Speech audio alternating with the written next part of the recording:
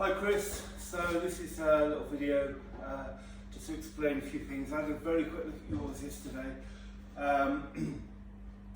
So some of the key points that I was always taught. First of all, your base.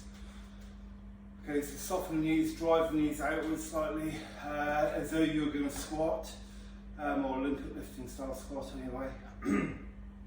Always go back to that base, light tilt of the pelvis, a light contraction around the abdominal wall.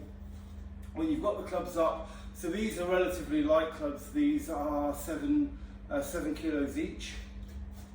When you're building up to your hundreds, so this will be the rest position. Okay. Now in terms of how high the clubs sit, it always comes back to that wrestling or shoot position. Now obviously the hands will come up as you shoot in, but that low grip position would be about here, which is where the clubs would naturally sit. I know this has become popular. I've seen it rarely, if I'm honest, in a lot of the Zircon practice. Most of them just grip the clubs. I was always told to grip the club. But the key point is what's moving the club. Well, you've got the momentum of the body turn and the shoulder is the control center. You can segment the body, just like you do in any of the fighting arts. So if you're teaching boxing or Thai, you'll be on one side or the other, and that head's always going to post if you're going to work your kicks or your knees. So again, when we're doing the drilling, the first thing I'm going to do is, if I'm sitting on the left club to start, I turn to my left and I post slightly over my left leg. Then as I drop the club, I turn and post over my right. So this is really basic. So this is how I first learnt that movement. Okay. And I spent for the first couple of months, I just did that to 100 reps.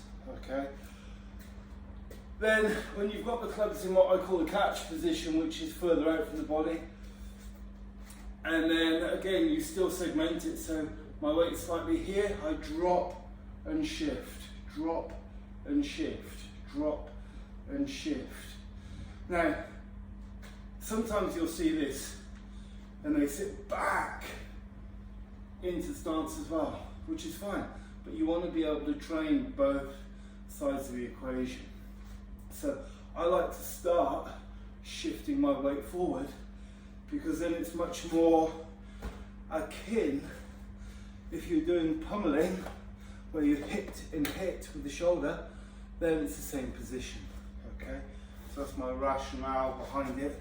Also, if I'm punching, as I'm stepping in, there's a withdrawal reflex on this opposite side to get that shot, and I can work a kind of withdrawal within the body as I'm doing the clubs. So rather than it becoming a moving meditation where I'm switching off, I'm using the club work to reinforce the body position for making strikes or getting this interconnectivity. Okay. So coming back to this drill. So then we get this and we start to bring in this nice kind of flow with it. And then you can see that my elbow is always, it's always as though it's catching an arm. Okay, so somebody's grabbed, so I've caught it here. Okay, so that's another important point that I like.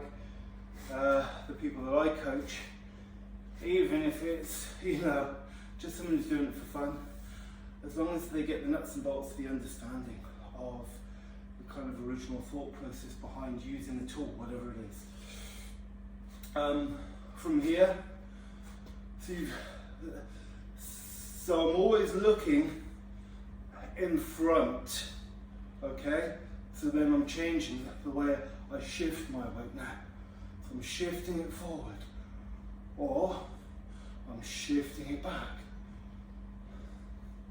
or I'm adding a little step.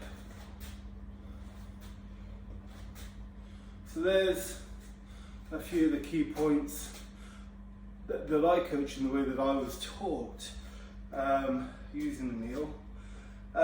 when we build to the faster pace stuff, and getting this going, it's just like anything else.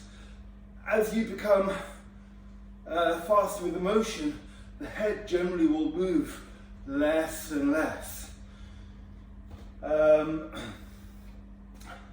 Just like when you're sprinting, as you go off, you see the guy running, like you see Bolt running towards you, and you see his head shifting, bum, bum, bum, bum, bum. As he starts to reach his velocity potential, the head moves less and less.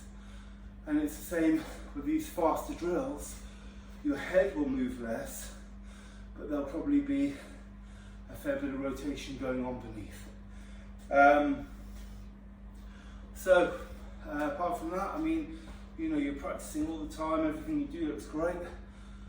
There's just my take on using the clubs in this manner in those drills.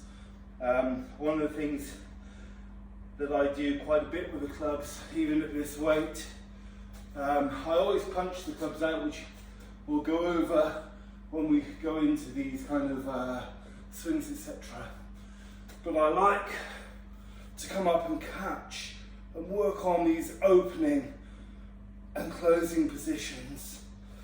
And once I've got these opening positions, then seeing if I can perform an isometric on one side